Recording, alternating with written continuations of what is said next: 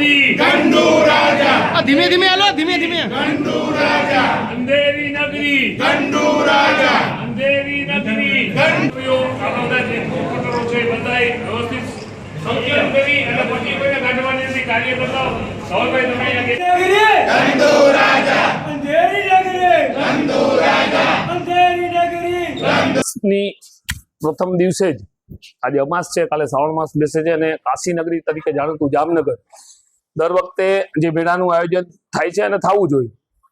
દેવભૂમિ દ્વારકા અને જામનગર શહેર જિલ્લાની જનતા મેળાનો લાભ લેવા ઉત્સાહીથી આવતી હોય ત્યારે નવનિર્માણ એસટી બસનું કામ ચાલુ હોય અને એસટી ડેપોને પણ પ્રદર્શન ગ્રાઉન્ડમાં 30% જેટલું ગ્રાઉન્ડ આપ્યું હોય.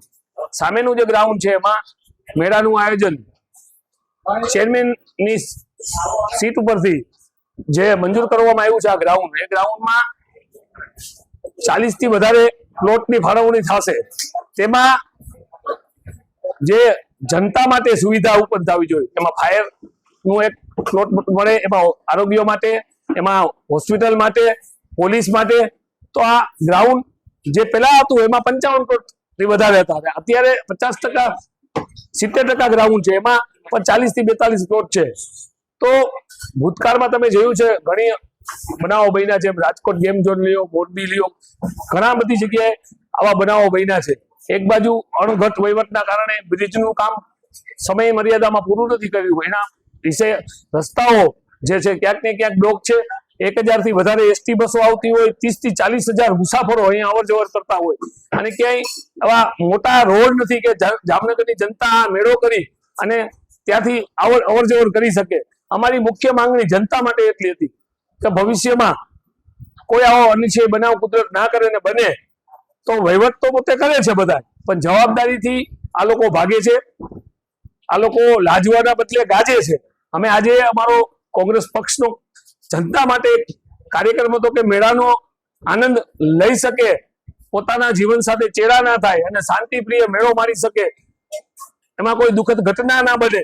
તો આની જવાબદારી માનનીય કોર્ટમાં પણ અને આ સત્તાધીશોએ એક સોગંદનામું રજૂ કરવું પડે અને એની જવાબદારી પણ લેવી પડે. મુખ્ય માંગણી અમારી યાદ છે. અંધેરી નગરી गंडू राजा અંધેરી નગરી આવો જોઈએ. અને આ વખતે કેમ પરિસ્થિતિનું નિર્માણ તમને પણ ખબર છે શું કે જામનગરમાં પ્રદર્શન ગ્રાઉન્ડના 2 ભાગ પડ્યા છે. કેટલા એટલે એ તો અમારી સ્ટેન્ડિંગ કમિટી ચાલુ હતી, અમે કમિટીમાં હતા. બારે શું એ લોકો બોલ્યા એનો મને કંઈ ખ્યાલ નથી, પણ એ લોકોએ જે મને આવેદનપત્ર આપેલ છે એના આધારે હું તમને આ આવેદનપત્રમાં જે એ લોકોની માગણી છે એ હું આપની સમક્ષ મૂકું. અને જો કે એને આપ્યો છે, પણ એમાં એ લોકોની એવી માગણી છે કે સ્ટેન્ડિંગ કમિટી સોગંદનામું જાહેર કરે કે કોઈ જાનહાનિ આ મેળાની અંદર નહીં થઈ શકે. તો આપણે એવું સ્પષ્ટપણે કહેવું છે કે ભાઈ કોઈ પણ અકસ્માત છે એ કુદરતી હોય છે, અકસ્માત છે એ નથી થવાનો કે થાય એની આપણે અગાઉથી આપણને જાણ હોતી નથી. પરંતુ અમારા દ્વારા મેળાને જે મંજૂરી આપવામાં આવેલ છે, માનનીય કમિશનરશ્રી દ્વારા જેને મેળા અંગેની દરખાસ્ત મોકલવામાં આવેલ છે, એ મળે સ્ટેન્ડિંગ કમિટીમાં પુખ્ત વિચારણા કરી, દરેક સભ્યો સાથે ચર્ચા કરી અને સ્પષ્ટ અભિપ્રાય જો તંત્ર દ્વારા થાય કે આ મેળો અહીંયા કરવામાં આવે તો જેનાથી લોકોને કોઈ મુસીબત ન પડે, લોકોને કેમ આ મેળાની અંદર તકલીફ ઓછી પડે તે અંગેની પૂરી ખાતરી રાખ્યા બાદ જ આ મેળો આ જગ્યાએ થાય એ રીતનું અમારા દ્વારા સ્પષ્ટ એ રીતે મંજૂર કરવામાં આવેલ છે. અને સ્ટેન્ડિંગ કમિટી મંજૂર કર્યા બાદ જનરલ બોર્ડની અંદર આ વસ્તુ મેળો છે એની મંજૂર થવા માટે ફાઇલ રવાના કરેલ છે.